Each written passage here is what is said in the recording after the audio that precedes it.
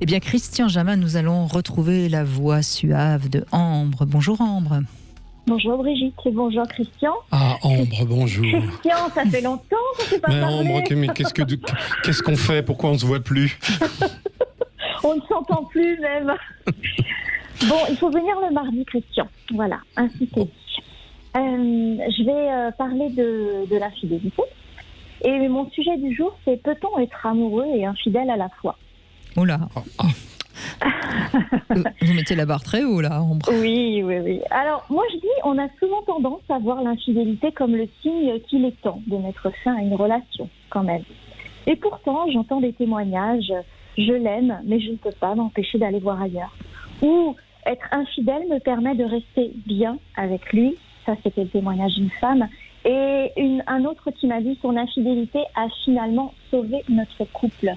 Est-ce que vous connaissez Esther Perel? C'est Oui, une bien sûr. psychothérapeute Formidable. belge Oui, elle est formidable. que j'adore, qui a écrit un livre il y a quelque temps qui s'appelle « Je t'aime, je te trompe ». Et elle a défrayé la chronique avec ce livre. Elle en parle très très bien de cela. Donc pour elle, on peut aimer et tromper son partenaire. Elle considère que l'aspect fermé du mariage, donc la monogamie, ça peut pousser certaines personnes tout à fait heureux en couple et amoureux à tromper leur partenaire. Alors maintenant, je vais dire un mot qu'on n'entend plus trop bien. Je vais parler d'adultère. Alors adultère, ça pourrait être comparé à l'infidélité aujourd'hui. Ce mot, l'adultère, on l'entend plus.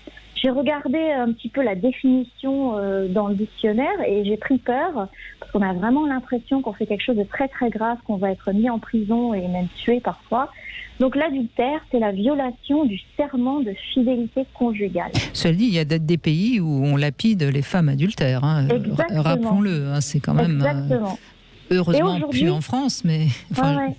Ouais, c'est exactement ça. Et d'ailleurs, je me suis renseignée, dans certains pays, effectivement, c'est puni et très, très, très, très, très réprimandé. Et ça peut aller, effectivement, jusqu'à la mort. Alors, aujourd'hui, on ne parle plus d'adultère, mais on parle d'infidélité. Et c'est plutôt rentré dans les mœurs actuelles, comme vous le dites, Brigitte, dans notre pays, dans différents pays européens et ailleurs. Et c'est une chose qui était quand même punie par la loi jusqu'en 1974. C'est pas si loin. Et à cette époque, souvenez-vous... Alors, puni par la loi, non, mais cause de divorce, je crois. Oui.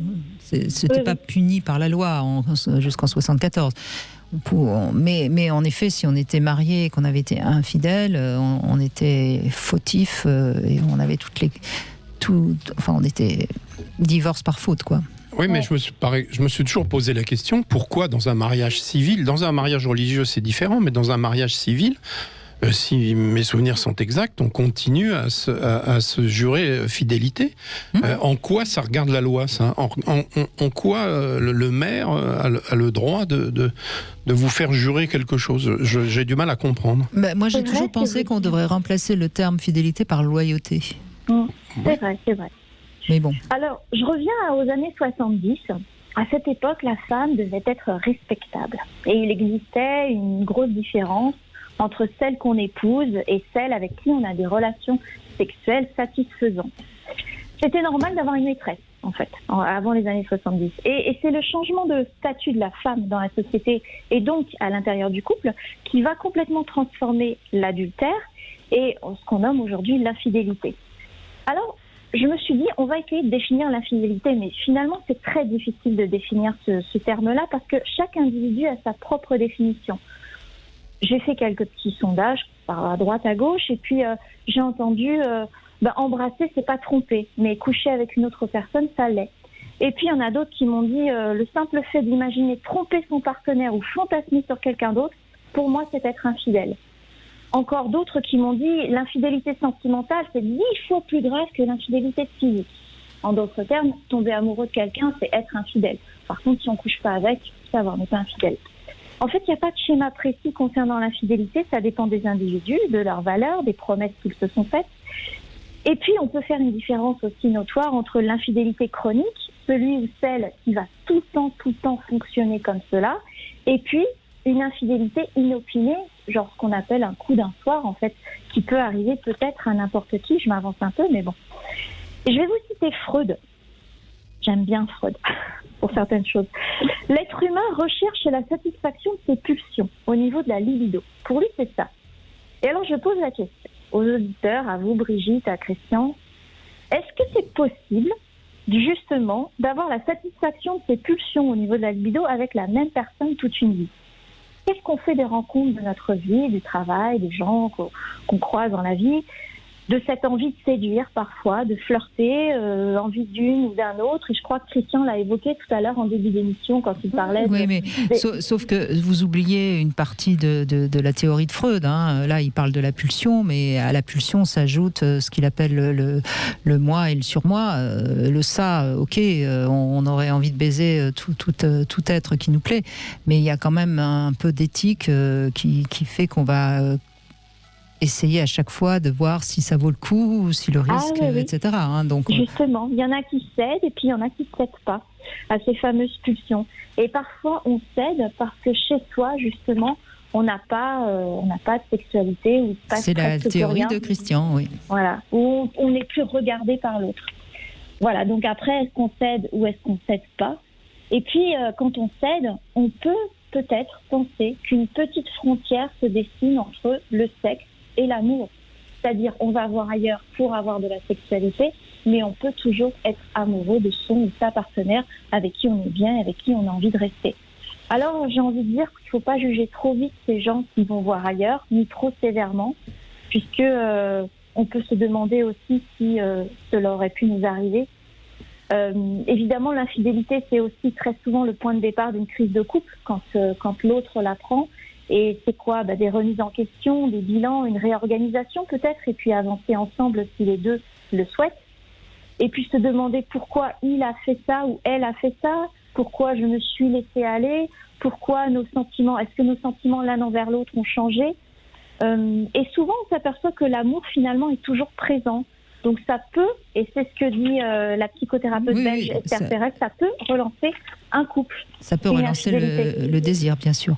Mais je crois qu'il y a quand même une chose qu'il faut dire, Ambre, c'est que lorsqu'on est vraiment dans la passion du début, là on n'est pas infidèle. Il y a quand même un moment où on n'est pas infidèle, c'est quand on est complètement drogué à l'autre. Aucune autre drogue ne nous intéresse, si ce n'est celle de l'être dont on est passionné. Mais ça, c'est le seul moment où on est à peu près sûr que les êtres sont fidèles. C'est vrai. Et alors, pour finir cette chronique, à ceux qui me répondent, comme vous dites justement, oui, pendant les 3 premières années, on n'y va pas, ou ceux qui me disent, non, si tout va bien, si on est amoureux, on ne va pas voir ailleurs. Moi, je leur réponds que le couple parfait n'existe pas, et peut-être que nous allons voir ailleurs parce que nous cherchons un autre nous-mêmes, pas parce que nous cherchons quelqu'un d'autre. Et c'est pas parce que nous voulons quitter la personne avec qui nous sommes, c'est plutôt celle que nous sommes devenus. Voilà. Donc à méditer. Et surtout, je dis aux couples qui ont vécu l'infidélité, ne pas se quitter trop vite. Voilà. Voilà, alors ça c'est exact, mais il manque une question, si je puis dire, c'est qu'est-ce que j'ai fait pour qu'elle ne me désire plus, ou qu'est-ce qu'elle a fait pour que je ne la désire plus. Et en fait, je pense que c'est un des fondements de la discussion du jour, c'est-à-dire que, en fait, se faire désirer, c'est un combat quotidien. Et souvent, l'adultère vient de l'abandon de ce combat quotidien, c'est-à-dire que on a tous les armes pour continuer à être aimé, et si on ne les utilise pas, on est souvent responsable. Oui. Voilà. Et puis, oui, allez, puisqu'il faut rire de tout, vous avez oublié de citer Clinton quand même. Parce que, est-ce que la fellation, c'est être trompé quand même? Donc... Oui, c'est vrai. On me l'a tellement dit. Est-ce que tu sais, c'est trompé? Oui, voilà. Bon, effectivement. Je ne sais pas. Je ne saurais répondre à cette question. Ça dépend si on a avalé ou pas. Voilà, c'est ça. Merci Ambre, en tout cas. Merci beaucoup. Merci.